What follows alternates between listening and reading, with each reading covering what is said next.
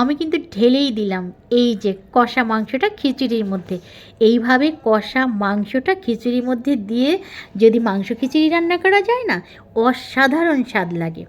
তো আমার যারা ভিউয়ার্স, তারা আমাকে যারা নিয়মিত দেখেন তারা সবাই বলতে পারবেন আমার কিন্তু বিশাল একটা পরিবার আছে। আমরা যৌথ পরিবারই থাকি, একই বিল্ডিংয়ে থাকি। আমরা প্রায় এমন অকেশনে খাওয়া দাওয়া করি। তো আজকে আমাদের মনে হলো আমরা আজকে ছাদে ইফতার করব। তো দেখেন আমাদের ইফতারের আয়োজনটা ছিল সেই রকমের। আমরা সবাই মিলেই পার্টিসিপেট করেছি। তো আমি খিচুড়িটা রান্না করে নিয়েছি। আমরা অনেকজন ছিলাম, প্রায় 25-30 জন আমরা ছিলাম। তো খুব মজা করে আমরা ছাদের উপরে এরকম আনন্দ করে খেয়েছি এবং আমরা প্রায় এটা করি। আর আমরা কিন্তু রাত 12টার পরে দেখা গেছে আমরা এই বেজোড় রাতগুলোতে যখন জেগেছি, তখন রাত 12টার পরে আমরা ছাদে যেয়ে সবাই মিলে গল্প করেছি, আড্ডা দিয়েছি। এই রকমের একটা সিচুয়েশন। আসলে পরিবারগুলো ভেঙে ভেঙে এখন তো ছোট হয়ে গেছে, একক পরিবার হয়ে গেছে। এই যে এনজয়, এই যে মজা, এগুলো কিন্তু এখন আর এই ছোট ছোট পরিবারে পায় না। আর সবচেয়ে বড় কথা হচ্ছে একসঙ্গে থাকতে গেলে সবার সঙ্গে কিন্তু অ্যাডজাস্ট করে নেওয়ার মন মানসিকতাও থাকতে হবে।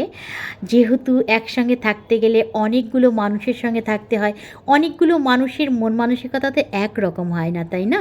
তাহলে এতগুলো মানুষের সঙ্গে অ্যাডজাস্ট করে থাকতে গেলে নিজেকে অনেক স্যাক্রিফাইস করতে হয়। স্যাক্রিফাইস হচ্ছে জীবনের জীবনের সুখী থাকার একমাত্র হাতিয়ার আমার মনে হয়। যে যত স্যাক্রিফাইস করতে পারবে তার জীবনটা তত সহজ আর সুন্দর হয়ে যাবে। যাই হোক, আমরা কিন্তু অনেক অনেক মজা করলাম, অনেক অনেক খাবার খেলাম। এবং এই যে যাদের দেখছেন এরা কিন্তু আমাদের ছেলের বউরা আছে, এমনকি নাতি নাতকুরও আছে আমাদের এখানে। আলহামদুলিল্লাহ আমার হাজব্যান্ডরা 4 ভাই 4 বোন। তো এদের সবার বাচ্চা কাচ্চা মিলে 23 জন। আমার বলতে যেটা নাই, সেটা হচ্ছে আমারই 5 জন। তো যাই হোক, আমাদের এই বাচ্চা কাচ্চা নিয়ে আমরা খুবই হ্যাপি ফ্যামিলি একটা। আমরা খুবই এনজয় করি এটাকে এবং খুব আনন্দ বোধ করি। তারপরে যেটা মনোমালিন্য, এটা থেকেই যাবে, এটা সবারই থাকবে। কিন্তু তারপরে এই একাত্মবোধ, ভাই বোনে একসঙ্গে থাকা এই বয়সে এসে, এটা আসলে আল্লাহর কাছে শুকরিয়া আদায় করি।